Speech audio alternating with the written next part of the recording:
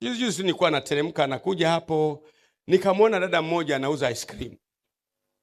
Yale ice cream hizo anauza pale chini pale. Sasa nikamwona dada alivyo na bidii, yani anakimbilia magari huko. Moyo wangu kaguswa sana kwamba yani kuna watu wengine anafanya bidii lakini hapati. Sasa hapa kanisani kuwa na mafundi wengi wa jenzi. Nikapeleka gari pembeni, nikamwambia dada njoo. Akajua anakuja kununua ice cream. Kwa akakimbia leta ice cream. Nikamwambia mimi ni mchungaji. Hapo kanisani pale kuna wajenzi wanajenga. Sasa nataka nikusapoti. Twende ice cream zako wape wote, halafu mimi nitakulipa. Akaniangalia, of course hanifahamu, nilikuwa nimevaa kikofia kidogo hivi. Akasema isije kuwa ndio manyonya damu haya.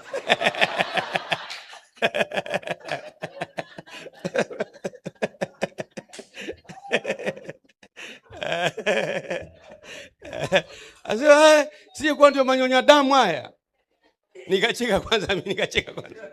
Nikasema ni kweli kabisa. Nikamwambia ni kweli yanaweza kuwa manyonya damu, lakini nikushauri jambo, usipande kwenye gari. Unaliona jengo pale la TANESCO pale pale, tembea mpaka pale wewe mwenyewe. Hapo sawa. Kwa hiyo ikabidi mimi niendeshe polepole na anatembea. Mimi namvumilia, nataka nimsaidie.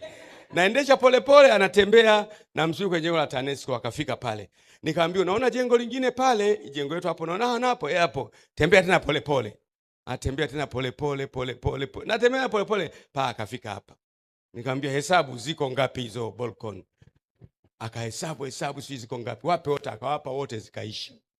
Baadaye nikampa pesa. Nikamuuliza umejifunza nini? Yaani kumbe kuna wakati Mungu anaweza kukuletea kitu kakiacha hivi. Umenielewa?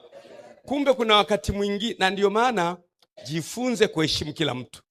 Of course unaheshimu kwa tahadhari, lakini hebu jifunze kuheshimu kila mtu.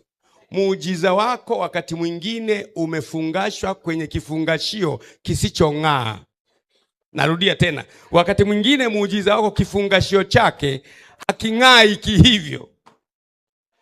Kifungashio kabaya hivi, lakini fungua ndani kuna dhahabu. Mungu akitaka kumuinua mtu, anakuinulia mtu. Nisikize vizuri.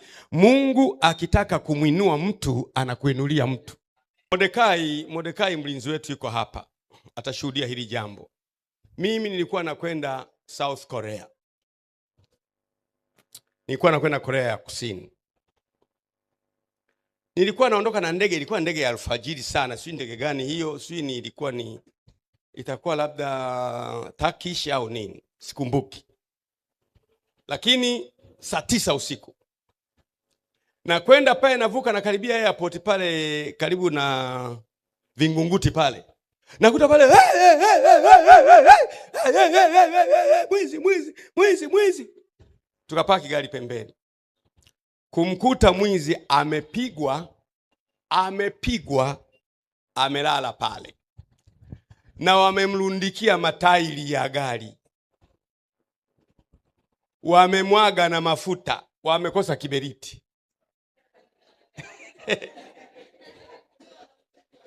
Wanasema hivi, ni madereva wa bodaboda.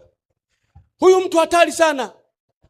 Yaani yeye anatega waya njiani, ukiwa na bodaboda usiku waya huoni, alafu unapita ule waya unakuwa kimo chako tu, waya unakutungua, pikipiki inaenda. Amechukua watu wengi, tumempata leo, tumempiga, hakuna mafuta. Mimi ndio nafika pale sasa. Amemwagiwa mafuta, amepigwa. Nikasimama mimi. Yaani nini? Tutamchoma. Nikasema msimchome. Hakuna. Kama anajiingiza tumchome yeye. Yaani kama mimi najiingiza nichome mimi. Kabwana kamoja kijana kamoja. Kanafika sasa na kiberiti.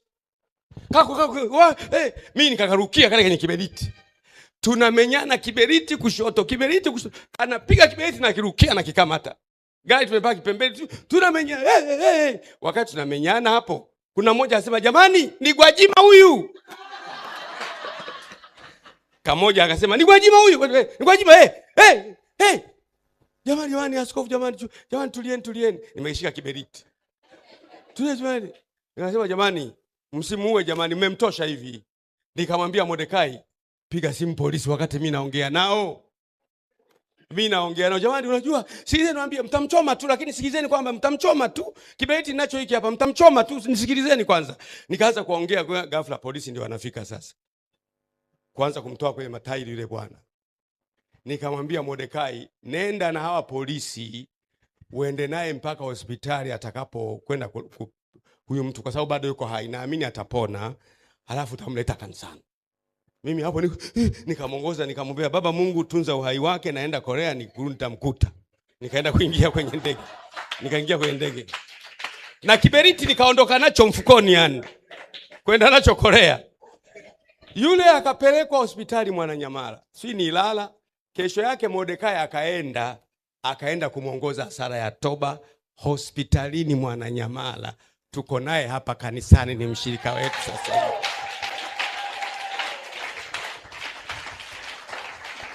Niporudi nikamuuliza, ulikuwa unatega kweli watu na waya?